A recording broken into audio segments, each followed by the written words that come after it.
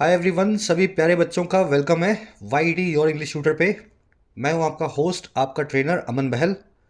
आज की class based है इजराइल के ऊपर चलने वाले कोर्ट केस पे। अब कोर्ट केस क्यों चलाया जा रहा है? ऐसा मानना है दुनिया भर का कि इजराइल गाजा में, पैलेस्टीन में नरसंहार कर रहा है, जिनोसाइड कर रहा है। तो इजराइल को रोकने के लिए इंटरनेशनल कोर्ट ऑफ जस्टिस में इसको घसीटा गया है।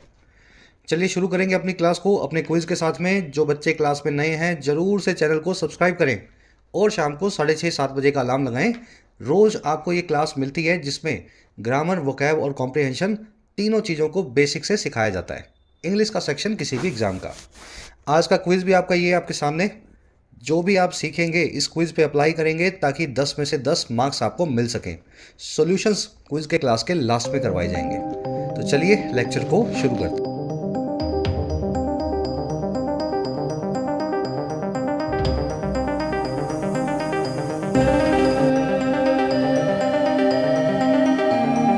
चलिए, कह रहा है हिस्टोरिक हियरिंग।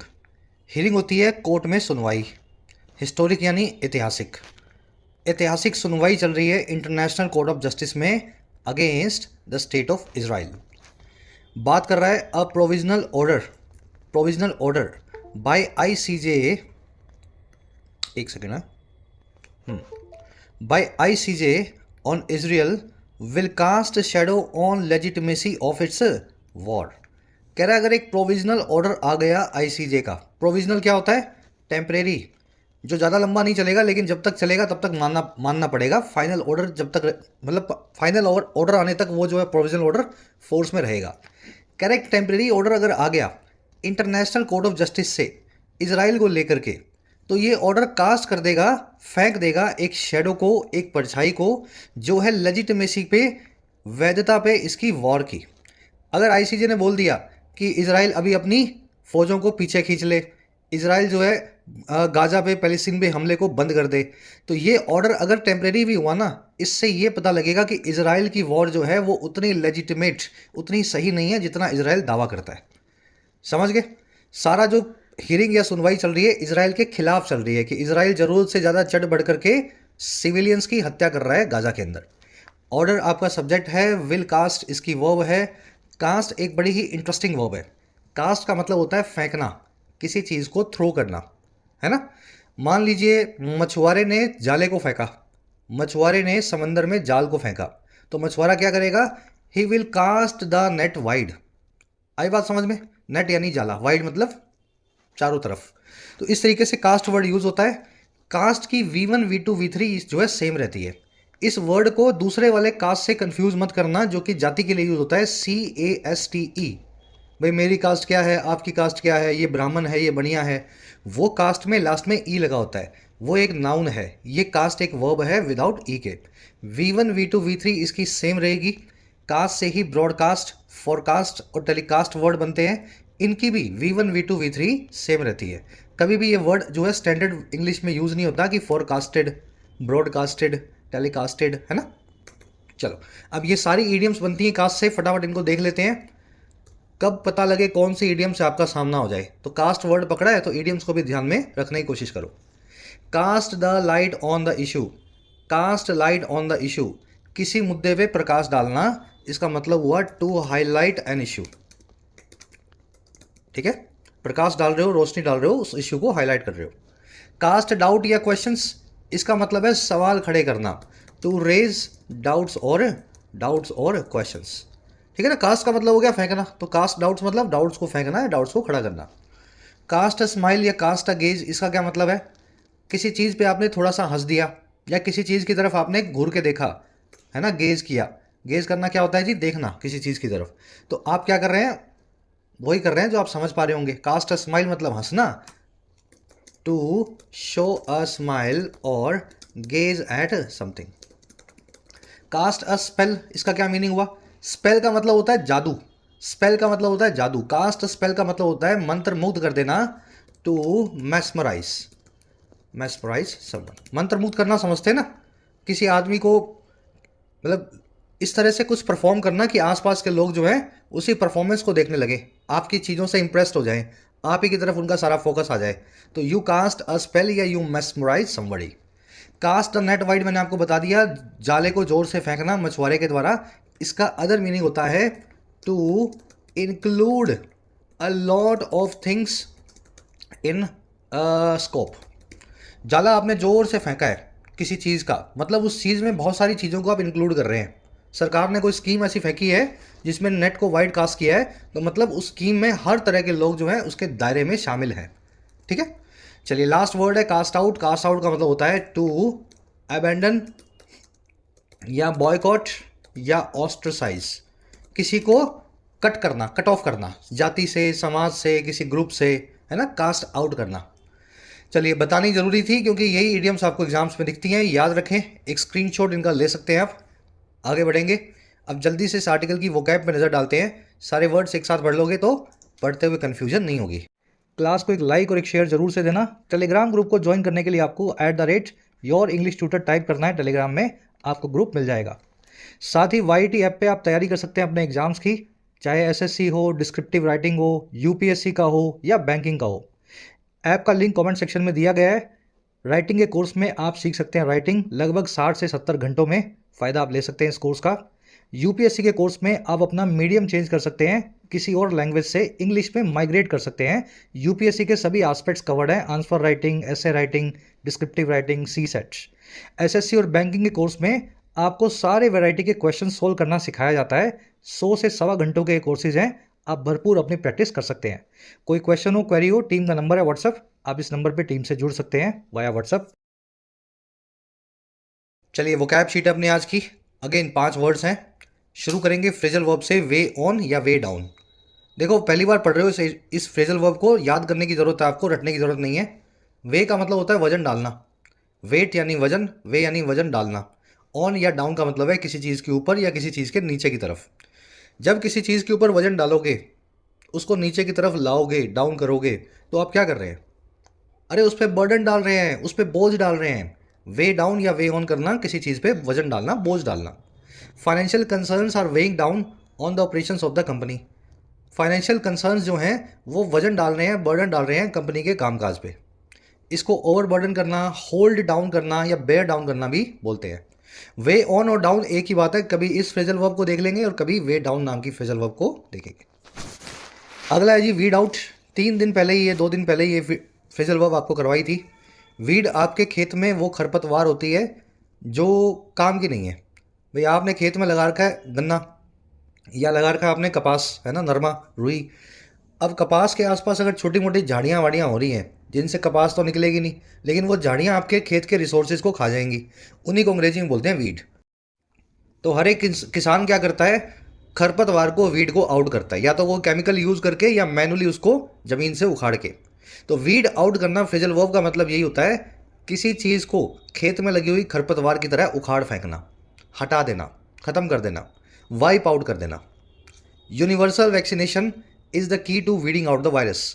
सबका वैक्सीनेशन जो है, सार्वभौमिक यानी यूनिवर्सल वैक्सीनेशन जो है हर इंसान का, वो कुंजी है, की है वीड आउट करने की, ख़त्म कर देने की इस वायरस को। इरेडिकेट करना, अपरूट करना इसके सिनोनिम्स हैं। आज आप वाइप आउट नाम का वर्ड आर्टिकल में देखेंगे। चलिए अगला वर्ड है मैसेकर। मैसेकर का मतलब होता है नरसंहार, जिनोसाइड, ब्लड शेड या कार्नेज। खून खराबा बोल सकते हैं या बड़े स्केल पे लोगों की हत्या बोल सकते हैं। मैसेकर को पोग्रोम भी बोला जाता है, ये वर्ड आप कभी कभी देखेंगे। प्रोग्राम नहीं है ये, पोग्रोम, पोग्रोम, हजारों लाखों लोगों की हत्या एक साथ, pogrom. Civil wars often give birth to massacres. गृह युद्ध जो हैं, सिविल वॉर्स जो हैं, अक्सर वो बर्थ देती हैं, जन्म देती हैं मैसेकर्स को, बड़े बड़े नरसंहारों को। चलिए सेकंड लास्ट वर्ड आज का, प्ले डाउन। दोनों फ्रेजल वर्ब्स को एक साथ दिमाग के एक ही कोने में रखना, प्ले डाउन और प्ले अप को। देखिए अगर किसी चीज़ को आपको, वैसे तो बहुत इंपॉर्टेंट और सीरियस है, लेकिन आप बताना चाहते हैं कि वो इंपॉर्टेंट सीरियस नहीं है, तो आप उसको प्ले डाउन करते हैं। और कोई चीज़ जो इतनी इंपॉर्टेंट नहीं है लेकिन उसको ज़्यादा इंपॉर्टेंट बताने की कोशिश करते हैं, तो उसको प्ले अप करते हैं। जैसे आपके अंदर कोई बुराई हो और बुराई सबको पता लग जाए, तो आप क्या करेंगे, जनरली क्या करता है इंसान, प्ले डाउन करता है ना अपनी बुराइयों को, नहीं नहीं नहीं ऐसा नहीं है, ऐसा नहीं है, वो तो मैंने ऐसा इसलिए किया था। मतलब बुराई तो है, सबको दिख रहा है, लेकिन आप उसको प्ले डाउन करके कम बताने की कोशिश करेंगे। और कुछ लोग क्या करते हैं, प्ले अप करते हैं, अपनी छोटी मोटी अच्छाइयों को भी बढ़ा चढ़ा के बताते हैं। तो दोनों फ्रेजल वर्ब्स एक दूसरे की उल्टी हैं। The politician tried to play down his role in the scam. इस नेता ने कोशिश किया कि वो प्ले डाउन करे, वो कम इंपॉर्टेंट बताए अपने रोल को, भूमिका को पूरे स्कैम में, घोटाले में। To make something look less important. चलिए आज आप इसका एंटोनिम प्ले अप नाम का फ्रेजल वर्ब आर्टिकल में देखेंगे।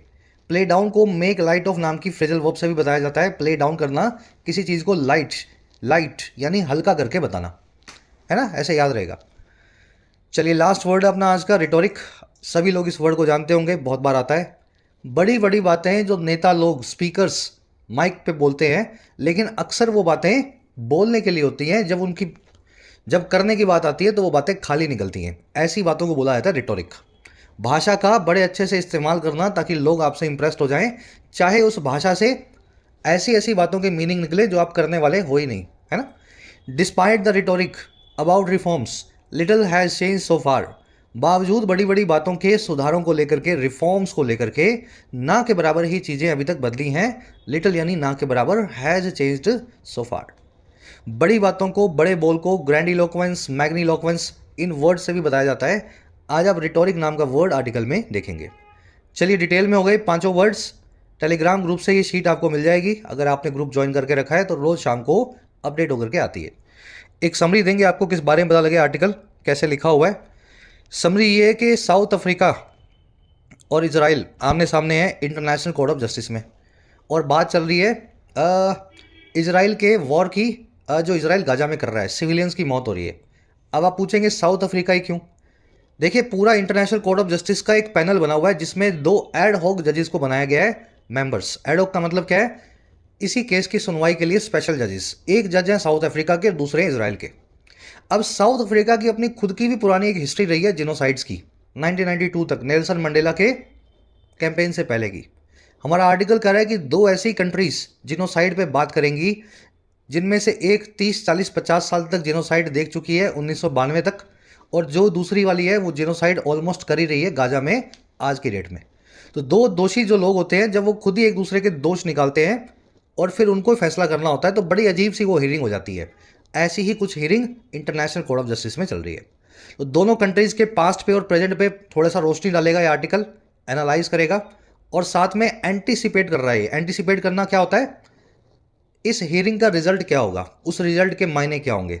जब भी आप कुछ एक्सपेक्ट करते हो, कुछ सोचते हो कि आगे क्या होगा, तो एंटीसिपेटरी टोन में लिखा हुआ आर्टिकल होता है। चलिए शुरू करें। आज एंटीसिपेटरी टोन है आज की।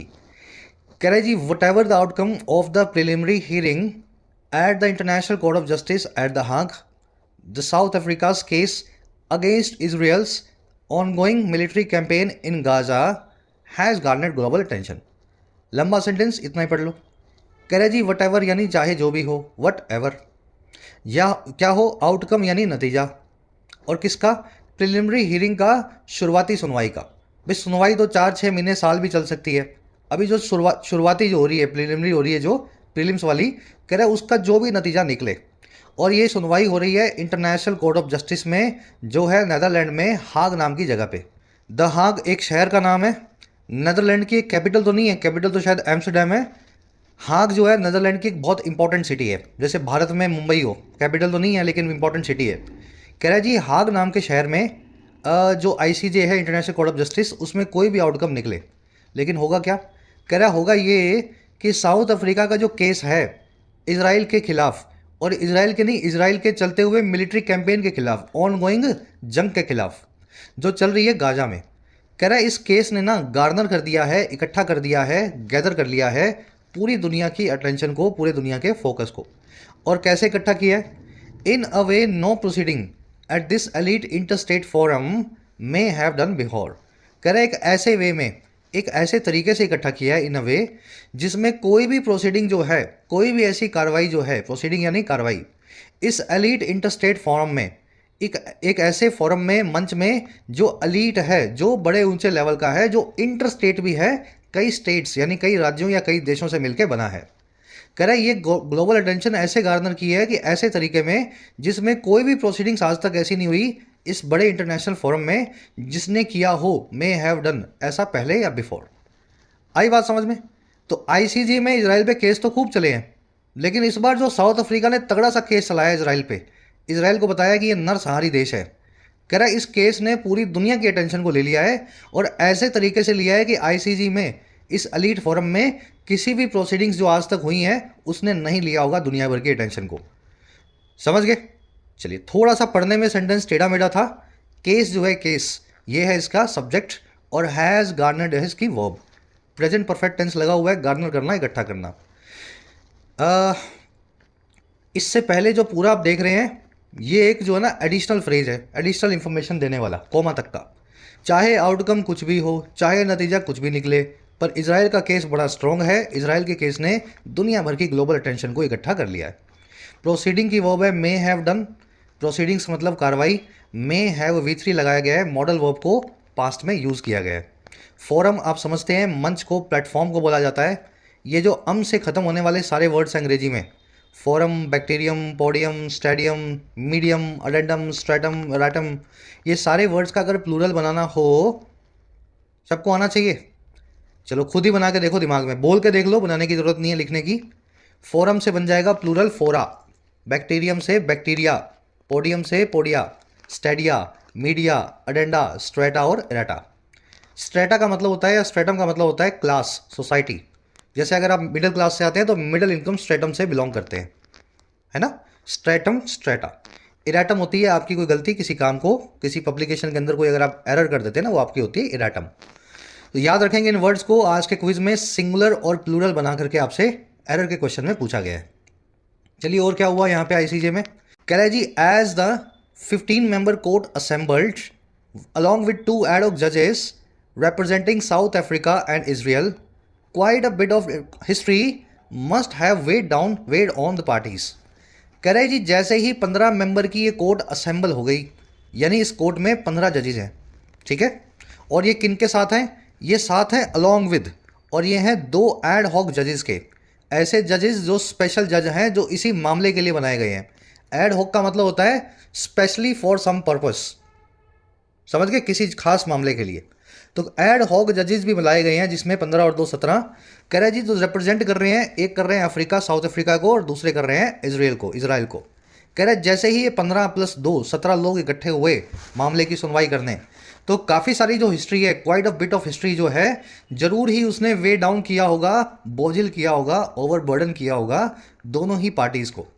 साउथ अफ्रीका ने नरसंहार खुद किया है। इनकी सरकार जो है, ऑफिशियल स्टेट जो है, 92-91 तक नरसंहार करती आई है, गोरे और कालों के बीच में भेदभाव करके। और इजराइल तो आपको पता ही है, आज की डेट में इस पर उंगलियां उठ रही हैं। तो ये जजेस खुद ही जो हैं, मतलब समझ गए ना, इनकी खुद की हिस्ट्री ऐसी है कि क्या ये फैसला देंगे और क्या ये बहस करेंगे। चलिए,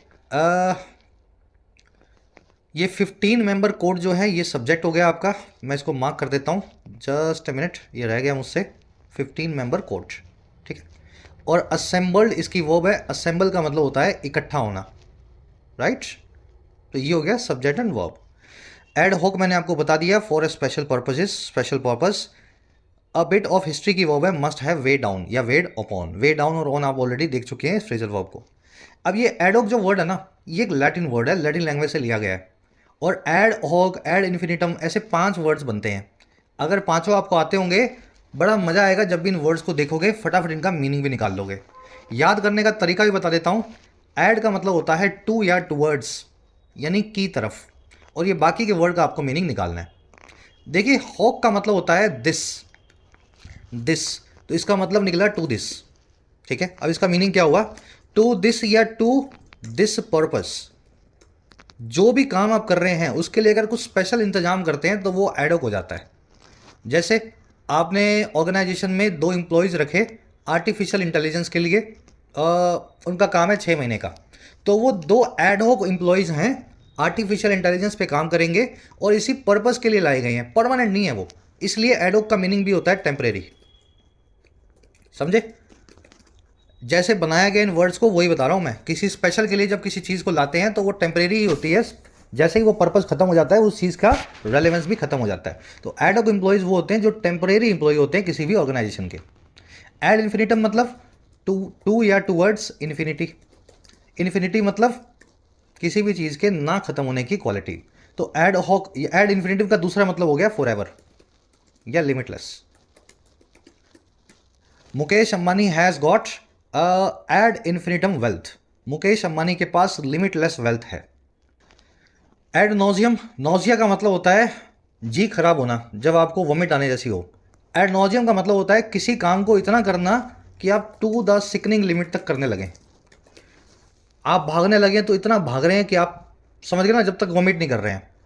मतलब किसी भी काम को लिमिटलेस तरीके से करना, बहुत आगे तक करना, खाने लगना तो खाते ही रहना, बोलने लगना तो बोलते ही रहना, तो इसको बोलते हैं एड नॉजियम। यानी आप सिकनिंग लिमिट, बीमार होने वाली लिमिट तक किसी काम को कर रहे हैं। ठीक है, चलिए। एड लिव का मतलब क्या होता है? लिव मतलब लिबर्टी, लिव मतलब लिबर्टी, टू लिबर्टी। अब इसके दो मीनिंग्स हैं।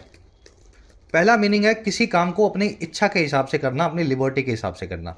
यानी इसको आप बोल सकते हैं विदाउट प्रेपरेशन। आपको कुछ बोलने के लिए कहा गया, कुछ कहने के लिए कहा गया, आपने कुछ अपने पढ़ा लिखा नहीं, कुछ सुना नहीं, अपने मन में जो था बोल दिया अपनी इच्छा के हिसाब से। विदाउट प्रिपरेशन किसी काम को करना एडलिब कहलाता है।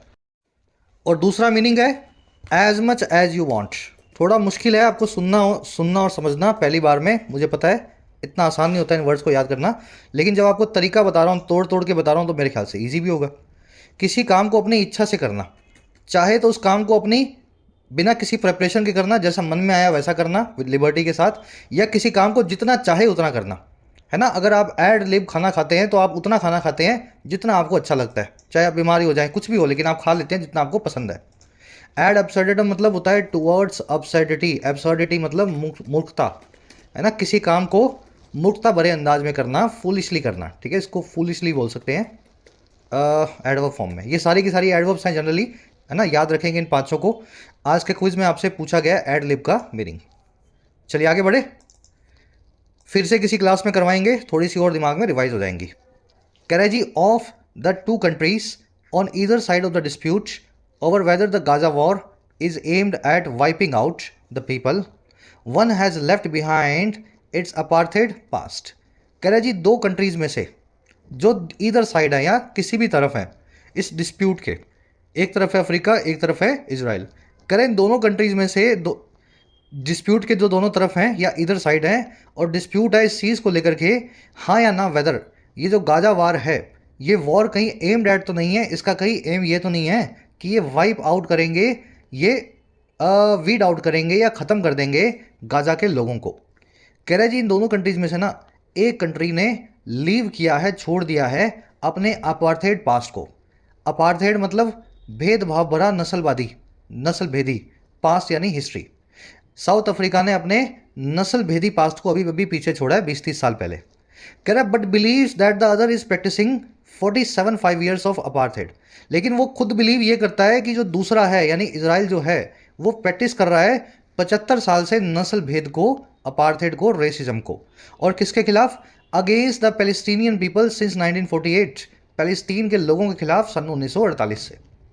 तो 91-92 तक साउथ अफ्रीका खुद ही नस्ल भेद करता था, इनकी खुद की सरकार ये काम करती थी, काले गोरों के बीच में नस्ल भेद करना, कालों को सताना, गोरों को जो है आगे रखना। स्टेट पॉलिसी थी इनकी ये कि अगर आप रंग से काले हैं तो आपको कम प्रिविलेज मिलेंगे समाज में।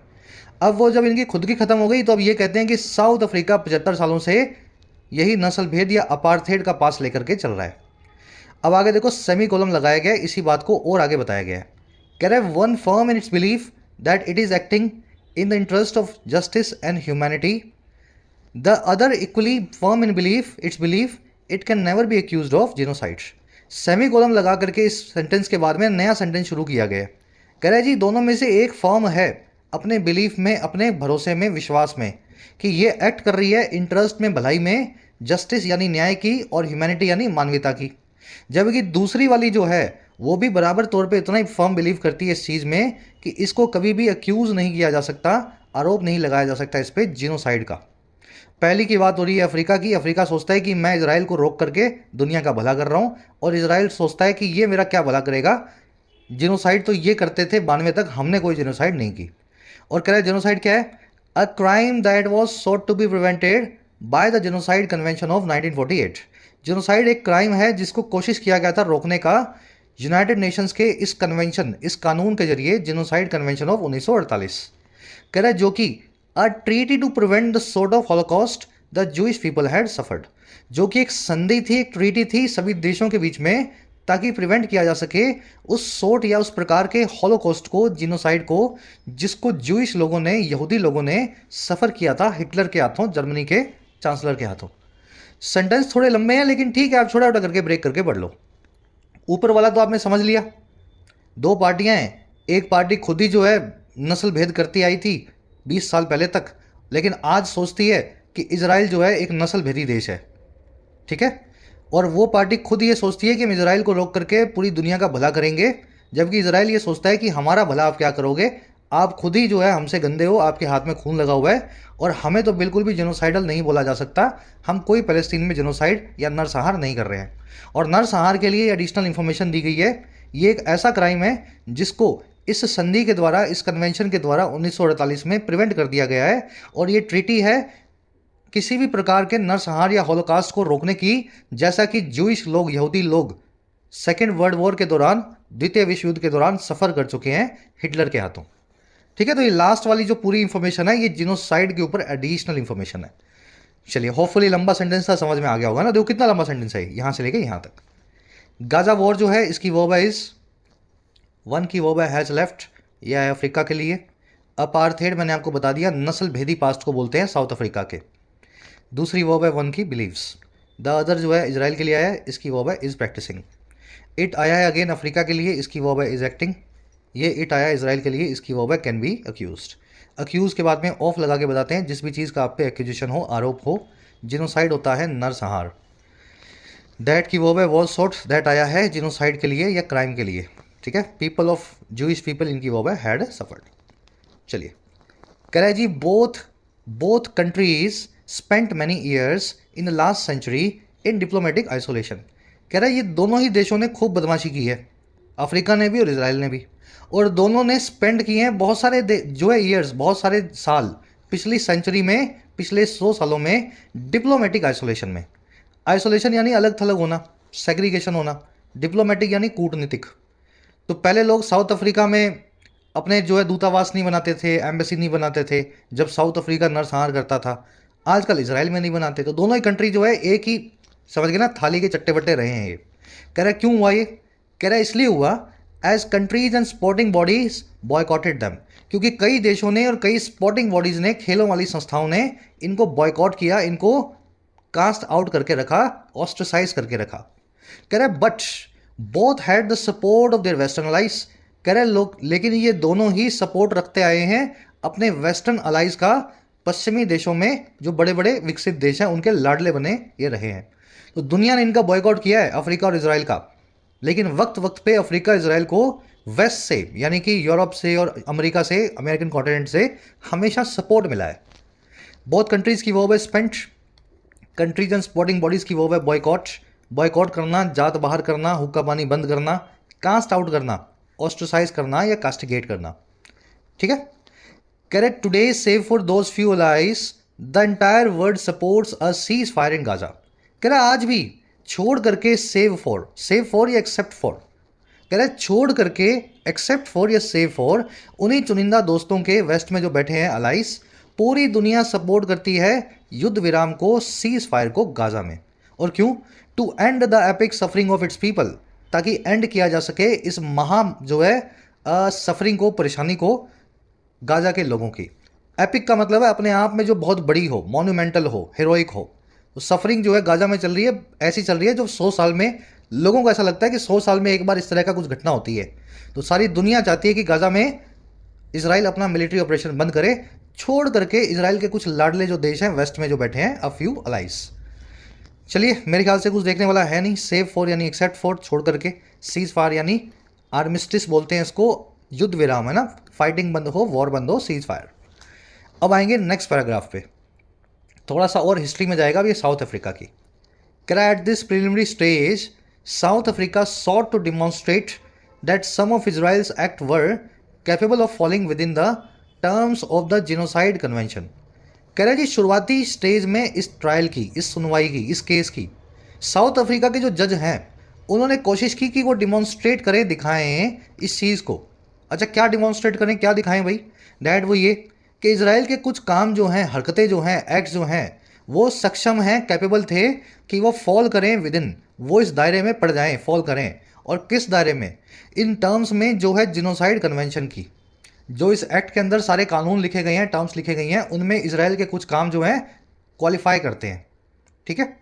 And that there was genocidal intent behind its acts, और एक जिनोसाइडल इंटेंट भी है, नरसंहार करने का, बड़े स्केल पे लोगों की हत्या करने का इंटेंट भी है, इरादा भी है इसराइल के कृत्यों में, इसके एक्ट्स में। तो साउथ अफ्रीका यही दिखाना चाह रहा है कि इसराइल जो है जानबूझ करके गाजा में जेनोसाइड करने की कोशिश कर रहा है। अफ्रीका की वर्ब है सॉट, एक्ट्स की वर्ब है वर। ठीक है। जेनोसाइडल इंटेंट की वर्ब है वॉज। कह रहा है जी it relied on data on deaths and destruction and the collapse of civilian life and health infrastructure in Gaza. कह रहा है ये दिखाने के लिए, डिमॉन्स्ट्रेट करने के लिए साउथ अफ्रीका ने रिलाई ऑन किया, डिपेंड ऑन किया, निर्भर हुए उस डेटा पे जो आया है तीन चीज़ों पे। पहला चीज़ है डेथ यानी लोगों की मौत, दूसरा है डिस्ट्रक्शन और कोलैप्स सिविलियन लाइफ का, और तीसरा है हेल्थ इंफ्रास्ट्रक्चर का डिस्ट्रक्शन गाजा में, वहाँ हॉस्पिटल्स क्लिनिक्स के अंदर जो है तबाही। तो ये सब देखा करके सारे डेटा को साउथ अफ्रीका प्रूव करना चाह रहा है कि इसराइल जो है, समझ गए ना, इसराइल जो है पूरे मूड में है लोगों की बड़े स्केल पे हत्या करने के। फिर क्या किया अफ्रीका ने? कह रहा है जी it drew upon statements attributed to key Israeli government figures. South Africa ने ड्रॉ अपॉन किया। ड्रॉ अपॉन करना क्या होता है?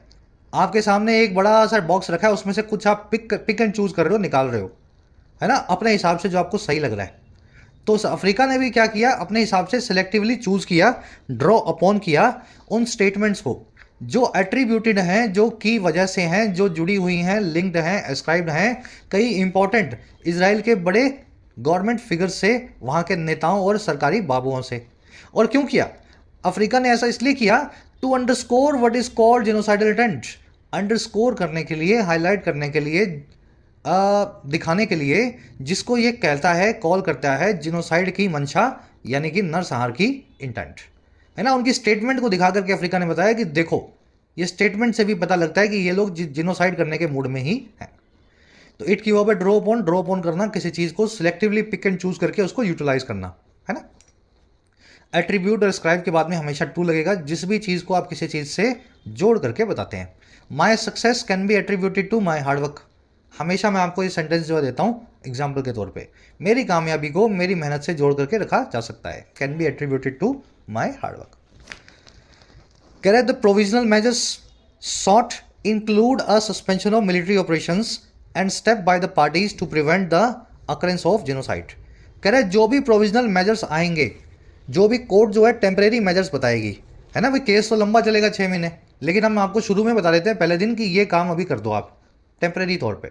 कह रहा है वो मेजर्स सॉर्ट जो हैं, जो सीख किए जा रहे हैं अफ्रीका के द्वारा कि कोर्ट से कुछ ऑर्डर आए, कह रहा उनमें शामिल है पूरे मिलिट्री ऑपरेशन का इसराइल के एक सस्पेंशन, सारा मिलिट्री प्रोग्राम इनका खत्म हो जाए, और स्टेप्स भी शामिल हैं जो भी पार्टियां कंसर्न हैं उन पार्टियों की तरफ से कि प्रिवेंट किया जा सके जिनोसाइड की अकरेंस को, नरसंहार की हैपनिंग को। चाहे इसके लिए कोई यूएन की पीस फोर्स जो है जाकर के गाजा में इसराइल के सामने खड़ी हो जाए, है ना, कि आप गाजा के लोगों में हमला नहीं करोगे, चाहे इसराइल को अपने टैंक्स वापस बुलाने पड़े, ये सारे measures international court of justice जो है वो ले सकता है ना, अगर वो इसराइल के खिलाफ फैसला करे। और ये प्रोविजनल होंगे, केस खत्म होने तक ये मेजर्स जो हैं चलते रहेंगे, है ना। मेजर्स की वो है include, these measures include occurrence यानी किसी चीज़ का घटित होना, किसी घटना का हैपन होना।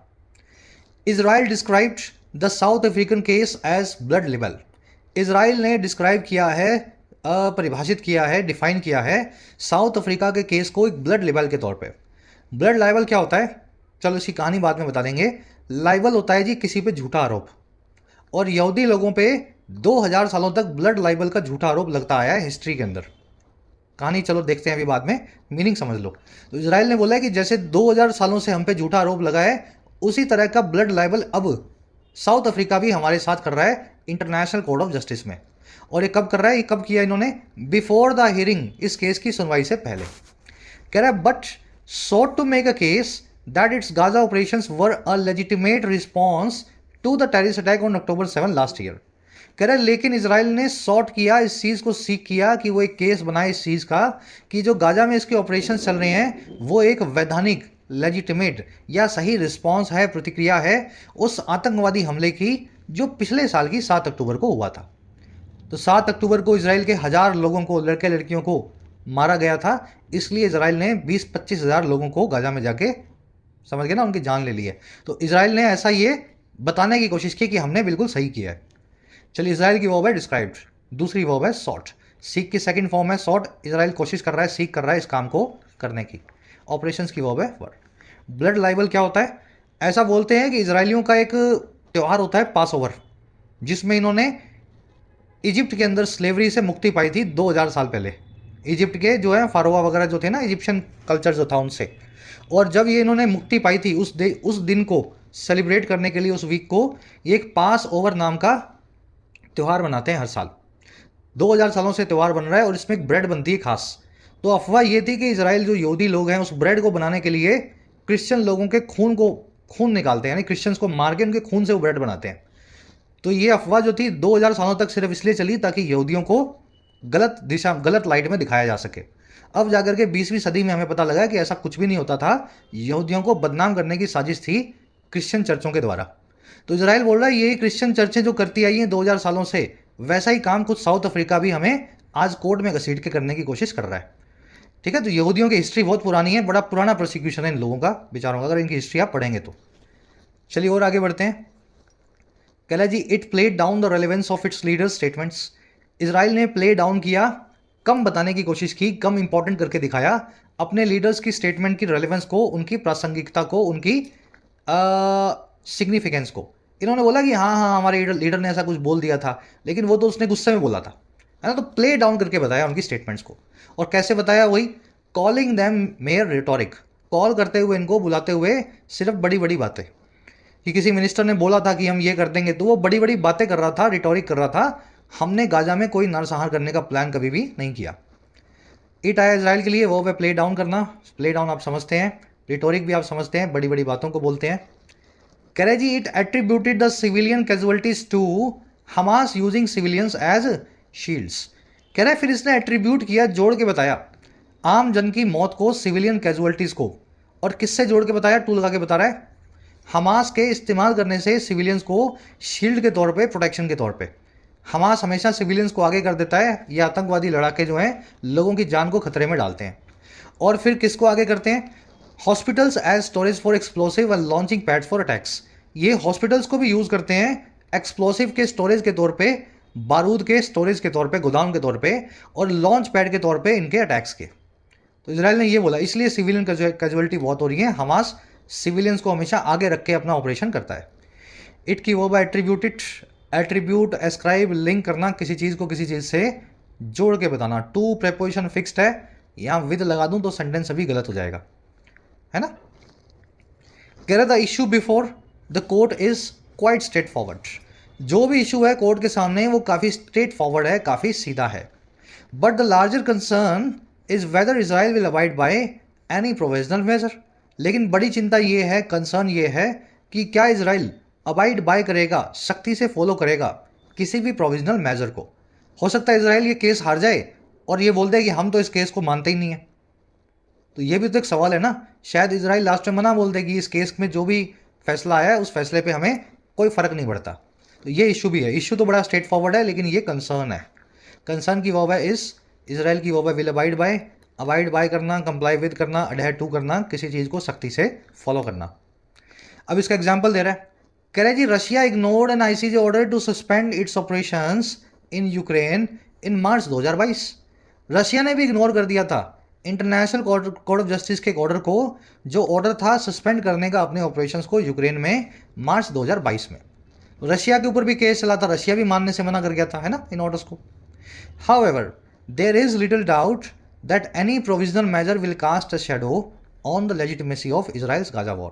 कह रहे हैं लेकिन डाउट इस चीज़ पे बिल्कुल भी नहीं है कि कोई भी प्रोविजनल मेजर अगर आया इस कोर्ट ने इसराइल के खिलाफ कोई भी टेम्परेरी कदम उठाया, प्रोविजनल मेजर लिया, तो वो एक शेडो को जरूर कास्ट कर देगा, परछाई जरूर छोड़ देगा इसराइल की गाजा वॉर की लेजिटिमेसी पे, इसकी वैधता पे, इसकी अप्रोप्रिएटनेस पे।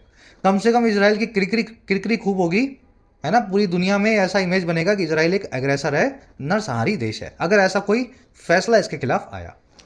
कास्ट है शेडो, कास्ट है डाउट, कास्ट क्वेश्चन, है ना। याद होगा आपको कास्ट कैसे काम करती है। डाउट की वर्ब है इस, मेजर की वर्ब है विल कास्ट। चलिए रैप अप करेंगे। पढ़ाते हुए मुझे पता लगा इतना इजी भी नहीं था जितना मुझे पहली बार पढ़ने में ये आर्टिकल लगा था, है ना। चलिए अब अपने क्विज की तरफ बढ़ते हैं। क्वेश्चन सॉल्व करने हमें। सबसे पहले पूछा है जी, इजराइल ने कैसे जस्टिफाई किया है अपने कुछ मिनिस्टर्स की, कुछ की फिगर्स की जिनोसाइडल स्टेटमेंट्स को इस ऑनगोइंग वॉर में। इजराइल ने कैसे उन स्टेटमेंट्स का बचाव किया है।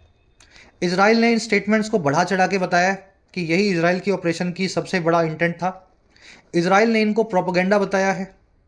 इजराइल ने कोशिश की है कि इनको कम करके बताए, क्योंकि इनको बॉल्डर डैश या रिटोरिक की तरह इजराइल बता रही है कि ये बड़ी बड़ी बातें थी लेकिन इनमें कोई ट्रू इंटेंट नहीं था।